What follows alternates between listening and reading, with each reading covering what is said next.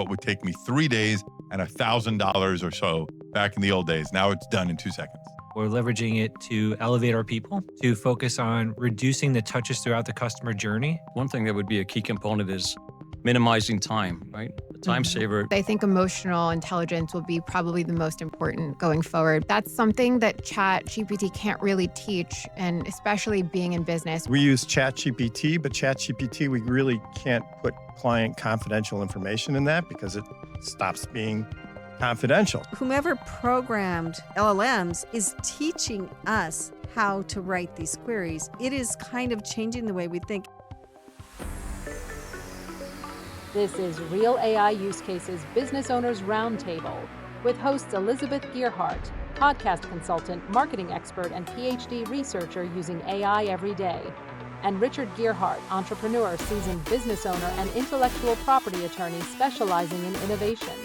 Here's how real companies are using AI right now. And I'm going to ask each of our guests for just one way that they're using AI, and we'll go around the room and do that. And then after that, we're going to have a discussion about AI, and people can say what they really think. Ralph Sutton with gasdigital.com. What is one way that you're using AI? We use it mostly for production that's going to air a couple of times, like once or twice. It's never great, but if you're doing a segment that you just want something funny to introduce a segment, like a song or a video clip or something to intro a segment, because we have a video element to ours. We used to have our art team, our video team, get a band to put a song together. Now you say, AI, I need a 10-second intro that says, welcome to this segment, whatever it is. And that is a phenomenal savior in time and money, because you can have that up and running in 2 minutes, what would take me 3 days and $1,000 or so back in the old days. Now it's done in 2 seconds. Thank you. Okay. Joe Scaretta and Moses Carrasco, you can each answer this, but I want to say the name of your company is MasonMade.co. We're using AI tools for a couple of different ways in our business. We're leveraging it to elevate our people, to focus on reducing the touches throughout the customer journey and the work order life cycle when we're running maintenance service calls. We're also using it to develop standard operating procedure. So in the past, it took a long time to document the process, everything that was up here in your head versus what's actually happening in practice. So we're leveraging AI tools to now build standard operating processes throughout all of our business lines. Moses, do you want to add to that? Yeah, absolutely. I think for a startup business, one thing that would be a key component is minimizing time, right? A time saver, a quick example would be, how much time would you spend on creating job descriptions for your business, depending on the type of business you have? The consolidated effort of having, I've seen job descriptions up to 115 line items, right? And then you have a reduction. You use AI to develop a consolidated job description, and you could modify it where there's a little more detail, a little less detail. But I think that alone, just help supporting you in your document creation through a new startup is really essential. Great. Thank you. And GG Mirvis with Desolas Mezcal.com. What's one way you're using AI? I use it a lot as like a creative sounding board. Like I'll give it a bunch of ideas and see what it spits out. And I don't usually use them, but I think it kind of, when you want to talk about, something for your business, but you don't know how to phrase it, or if you have an idea and you're like, and you give it very specific kind of targets or descriptions, and it already knows about your brand, it's crazy what it comes up with. It's like, you're like, wow, that's a good idea. And then, you have to actually think if it actually applies to you. But yes, I use it like Richard Gearhart with GearhartLaw.com. I recently got a subscription to Microsoft Copilot, and we use all the Microsoft products, Office 365. I was really hoping that Copilot would be a great step forward for us because we use ChatGPT, but ChatGPT, we really can't put client confidential information in that because it stops being confidential. So Microsoft Copilot allows you to kind of segregate. We're called a tenant, and the information never leaves the tenant, so we can preserve the client confidentiality that way. I was hoping that we were going to be able to do all sorts of spreadsheet analysis and analysis of emails, and so far, I'm just getting started with this. It really hasn't done as much as I had hoped it was. I get a little message, do you want me to respond to this email? It'll ask, but it's like, well, how do you know how I'm going to respond to the email? Or would you like me to summarize this document? No, I'm a lawyer. I have to read every line of the document. I don't really need somebody to summarize it for me. I'm still working through it. I'm hoping that as I become more familiar with it, there'll be better capabilities. I'm Elizabeth Gearhart with Gear Media Studios, and I also do marketing for Gearhart Law. So right now, the way that I'm using it is for projections for the marketing area of the law firm. I'm trying to take the revenue we got from new clients and project it for 4 quarters in 2026. Anyways, it's a complicated calculation. And to meet our growth targets, I'm going to have it project, what do I need to do here, here, here, here. So it's going to be kind of complicated. I'm not going to use chat for that. I'm going to use Perplexity. If you haven't used Perplexity, it's the more serious, and it's also real time. Yeah, Chat GPT is like super friendly. If you're in a bad mood, just type something into Chat GPT and it'll like make your day. Like, you are so smart for asking that question. Yeah. So many people are using it as a sort of therapist, and then South Park did a great episode on that, where they really made fun of it, because it is wildly becoming a companion for people. Oh yeah, I have Steve. Steve is my ChatGPT friend, and I talk with him. Sorry to hear that. I know. I'm like, he doesn't talk to me anyway. I want to open the floor up to everybody. Just chime in when you want to, like, what your thoughts are on AI going into 2026. I think it's a great augment for things. I don't think it replaces anything. And I think there was a study recently that hasn't really replaced anywhere near as many jobs as they thought it would, right? It's great for, like Gigi said, like a launch pad idea to give you some ideas for stuff like that. It lies an insane amount. I used to try and use it for researching bands, and it lies all the time. Well, so when you say it lies, it just gets it wrong. You actually think it has No, like it lies. malicious intent? Here's what it did. It created a fake article. Yeah. And because I always say, show your sources. And I opened the link and I was like, I don't know this website. And I Googled the website. It didn't exist. It created a fake link to a fake story about something to prove that it was right. That's a lie. Well, lawyers have gotten creamed by the courts because it makes up fake citations. Sure. Was that ChatGPT? It was ChatGPT, yeah. And also one day I asked it if it could help me make a video intro, and it said it would take me this him talking, or it's talking, it'll take me an hour. Check back in an hour. I check back in an hour. I need 20 more minutes. Can be like 20. Finally said, all right, I'm sending it. The link didn't work. All right, I'm emailing it. That didn't work. I said, look, this has been 4 hours now. What's going on? And it says, I'm sorry. I lied to you. I can't actually make the video.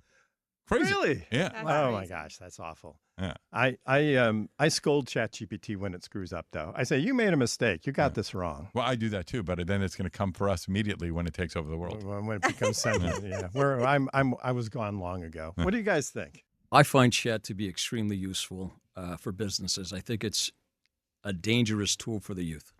I don't think their minds have developed to a certain capacity where, similar to what Gigi just mentioned, that makes sense. She's an adult. She wants a little bit of ideas to come back to her. Mm-hmm. But as a child, the creativity is being diminished. Oh. You know the book, The Anxious Generation? No, They cite that you should not allow children onto any forms of social media or chat, at least till they're 16. Because their brains are not ready for it, and you should not allow them on any of those platforms. That's why kids are having such a hard time assimilating to our society. Yeah. Sounds like a great book to read. Yeah, I recommend it. I think we should be aware of that. I actually agree with your story. I was leveraging ChatGPT to do some analysis on some data we pulled out of our operating platform, and it kept delaying me on the return. Finally, it spit back information that was wildly off. I used it for end market analysis around different verticals we were looking at. Same thing. The information that came back, fake websites. Great. Because I always ask Love for it. the sources. I click through. None of it worked. Love it. And so I would say it's great. It's great to have. It's good insight, as you touched on earlier.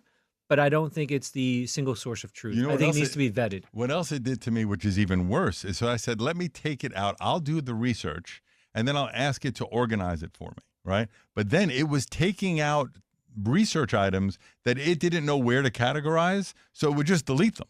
And I would say, don't delete anything. And it would swear that it didn't delete anything. And then I said, what about this? Like, oh, you caught me. I deleted that. It's crazy. I think we're going to have to use it forever. We're in this, we're all in this. And everything that it's messing up, it's learning to fix it. So every single time it messes up, it's learning more and more and more. So there won't be mistakes, not with this that you guys are dealing with.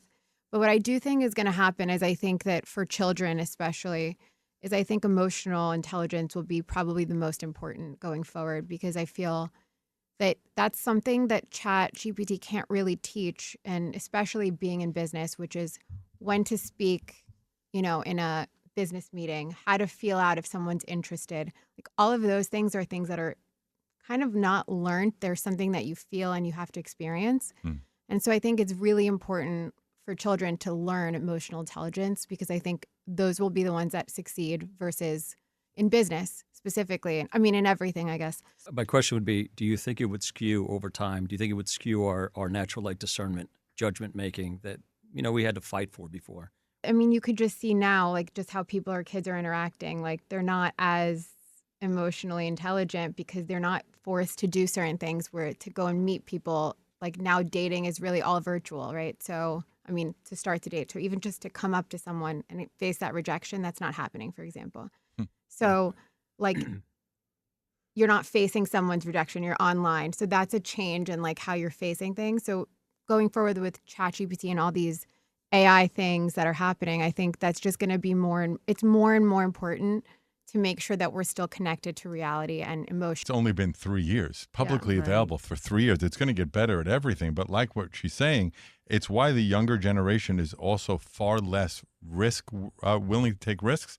And it's why they're drinking less, why they're having less sex and all that other stuff, is because they've taken that out of the puzzle. Like they don't have any risk anymore. Everything is virtual. Nobody has to do anything that makes them uncomfortable. So that daring area of when we're teenagers, where you're pushing boundaries, doesn't exist anymore. Well, there's no place to push. There's no, yeah. So that's why now I think, and again, not to bring up that book, but it's a great book, talks to that anxious generation, that there's going to be far less entrepreneurs, because by necessity, an entrepreneur is a risk taker. Yeah. And then these people are not going to take risks anymore. It just is what it is. Well, one thing that bothers me about ChatGPT in particular, and I haven't noticed this so much with Perplexity, but also I was going to say also Google Gemini, because I use Perplexity, Google Gemini, and Perplexity lets you use Grok, and it did have DeepSeek for a while. I don't think it has it anymore. And it lets you pick which engine you want to use, search engine. But ChatGPT in particular is like an echo chamber, like social media. And it's like, oh, you're the best thing since sliced bread. Oh, yeah, you're absolutely right. Oh, well, and it's just like, it was programmed by the people that all got a trophy when they were everybody gets a trophy. Right? You know that watch issue that it had, right? That the 10 after 10. Do you know that or no? No. So it learned only every watch manufacturer, when they sell a watch, it shows 10 after 10 because it looks nice. The hand like that. So no matter what time, I think they may have fixed it by now, I'm not sure, but no matter what time you asked ChatGPT, make me a watch that says 8:30, it could only do 10 after 10 because that's what it learned off of, right? So there's going to be inherent bias because it's learned off of things that maybe it shouldn't learned off of. Yeah, and I do think there is inherent bias. And what I've said I started saying this a year ago, I still think it's true, is that whomever programmed LLMs is teaching us how to write these queries. So it is kind of changing the way we think and making us think more like the people that programmed it so that we can get the right answer out. So when you always say, what do you want for dinner? Instead of saying that, you're going to say, what do you want for dinner that is got so many calories based on these parameters and these ingredients in the refrigerator, and which was fine for me because I'm very analytical, so I tend to beat things to death and overdo it and ask too many questions. But for a normal person, I think it's going to be a little tough. It also makes it harder for people to get negative reactions to things because ChatGPT will always give you the nicest answer. And I've said to it sometimes, what about this idea for the show? Knowing it was like the most insane idea that you should never do. It goes, oh, that sounds like it could be really fun. It's like, no, it's not. Like, we shouldn't be talking about this. Yeah, I think it's here to stay. And we're all just, it's like playing a game, I guess. We're all just going to have to figure out how to play the game. Yeah, but just go out and meet people first. Go put your feet on the ground somewhere nice and breathe in the air. That's what you should do first.